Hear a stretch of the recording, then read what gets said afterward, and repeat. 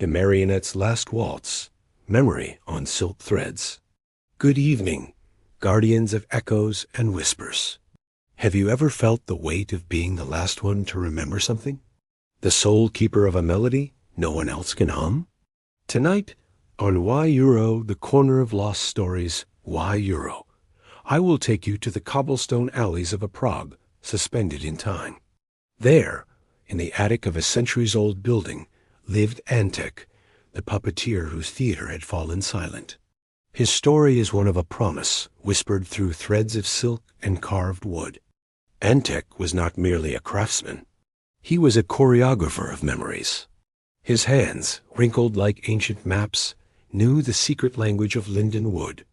Every marionette in his workshop was a vessel, a sleeping soul waiting for the touch of his fingers to awaken and dance once more. But the world outside had quickened its pace. The neon lights and digital screens had drowned out the faint light of his lamp. The public no longer gathered in the small square to watch Prince Valiant rescue the Lady of the Lake.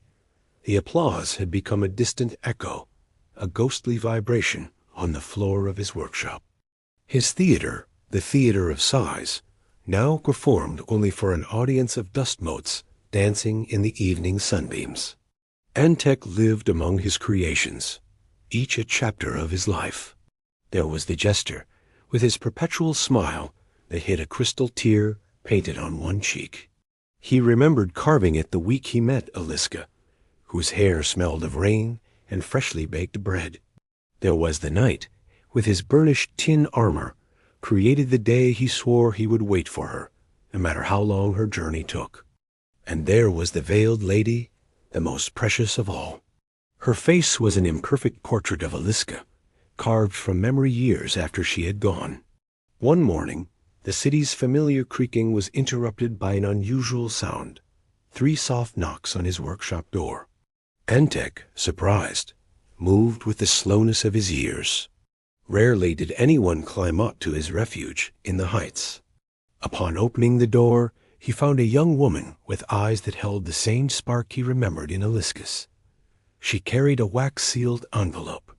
Inside was a single yellowed sheet of paper with a shaky but familiar script.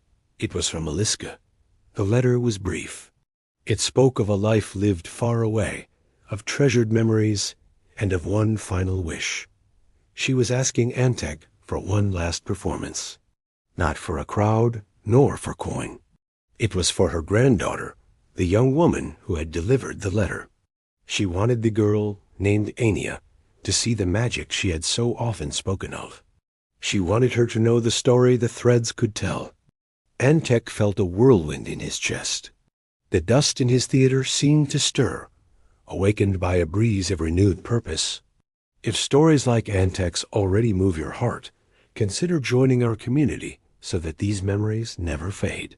He looked at Anya, who was curiously observing the hanging marionettes, motionless as forgotten soldiers in a battle long over. He nodded slowly, accepting the request. It would be the last waltz, the final act of the theater of sighs. Over the next few days, Antek's workshop came alive in a way it hadn't in decades. The air filled with the scent of freshly sanded wood and varnish. He did not repair his old marionettes. He decided this story needed a new protagonist. He began to carve a new figure, one that had never existed in his repertoire before. It would not be a prince or a jester.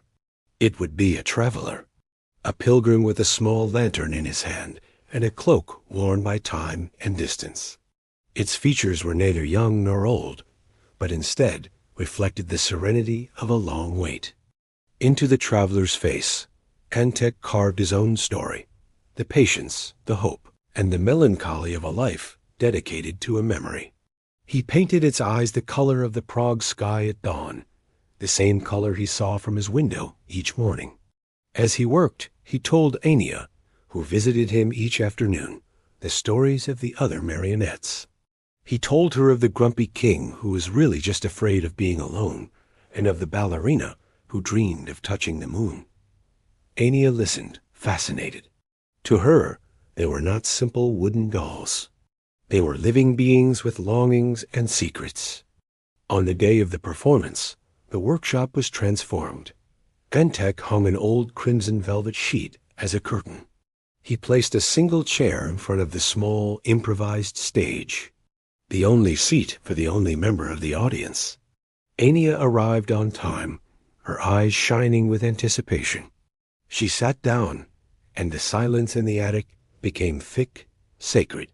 Antek lit a candle beside the stage. Its flickering light would make the shadows dance, adding depth to the drama. He disappeared behind the curtain, and for a moment, only the soft creak of the wood beneath his feet could be heard. Then the magic began. The curtain opened with a slow, solemn movement. On the stage appeared the knight, moving with a stiffness that spoke of an unbreakable oath. Then the veiled lady, who glided with an ethereal grace, always gazing toward an invisible horizon. Antek used no words. The story was told through movement, through the tilt of a head, the brush of two wooden hands. It was the story of a promise, of a departure, and of an endless wait through the seasons.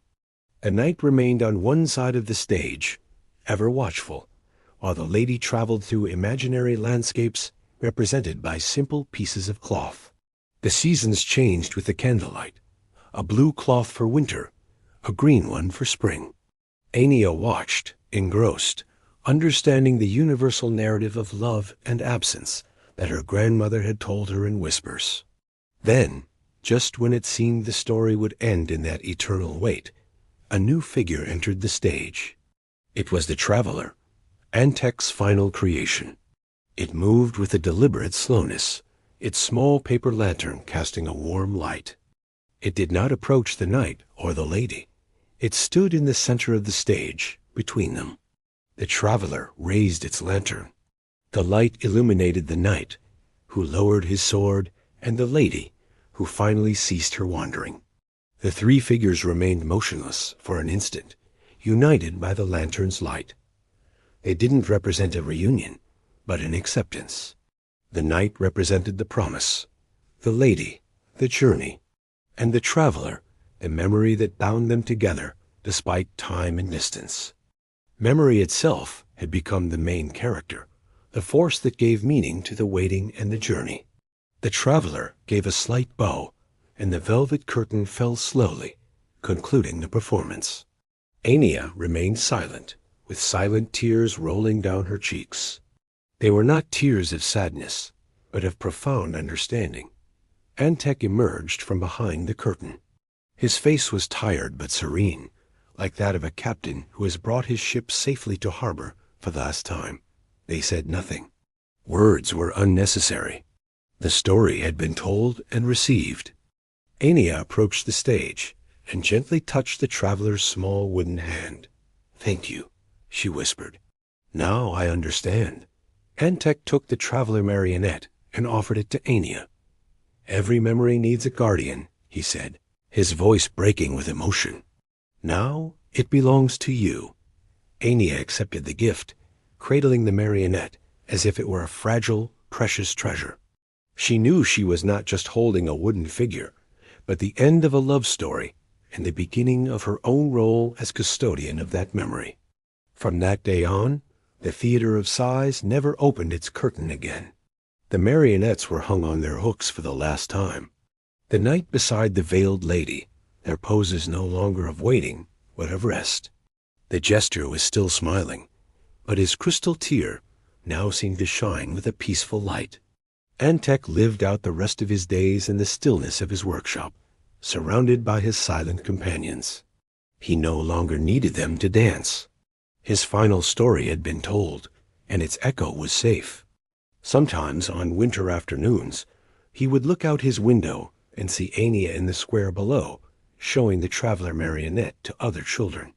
She told them the story, not with threads, but with words, keeping the flame of the small lantern alive. Antek's art had not died, it had transformed. It had passed from silk threads to the waves of a voice, from a wooden stage to the vastness of the imagination. It had become what it was always meant to be, a story. The legend of the last puppeteer of Prague became another whisper in the city's alleys. A tale that grandparents told their grandchildren on cold nights by the warmth of a fireplace. They spoke of a man who could make wood feel, who could weave nostalgia with invisible threads. And they taught that the most powerful stories are not always the ones shouted to large audiences. Often, they are the ones whispered to a single attentive heart. Antek's story is a reminder that each of us is a craftsman of memories. We carve our experiences into the hearts of those we love, hoping that someone someday will tell our story. That the essence of who we were will not evaporate with our last breath, but will endure in a gesture, in a melody, in the silent waltz of a marionette. His workshop, now a sanctuary of silence, remains a monument to devotion and to the power of a final act of creation. A testament that the end of a performance is not the end of the magic, but its consecration. Because in art, as in life, nothing is ever truly lost. It simply finds a new way to be remembered. The echo of Antek's last waltz still resonates for those who know how to listen beyond the noise of the modern world. It is an echo of love, of patience, and of the immortal beauty that resides in the longings of the human soul. The story of Antek and Eliska, told through wood and silk, teaches us that love is not always about being together, but about the certainty of being remembered. It is a lesson on memory as the strongest thread of all, one that neither time nor distance can break. And so, in the heart of Prague, a theater fell silent so that a story could become eternal. The memory of a puppeteer now lives on, not on a stage, but in the souls of those who understood his final, most sincere act. Each of us has a theater of sighs inside, filled with characters and scenes from our past. What is the performance you would long to stage one last time? Let me know in the comments what personal story or memory you feel deserves to be preserved with such care. Your stories nourish this corner. If this journey through the threads of memory has resonated with you, leave a mark of your passing with a like and subscribe, hitting the bell so the echo of our stories always finds its way to you. Until next time,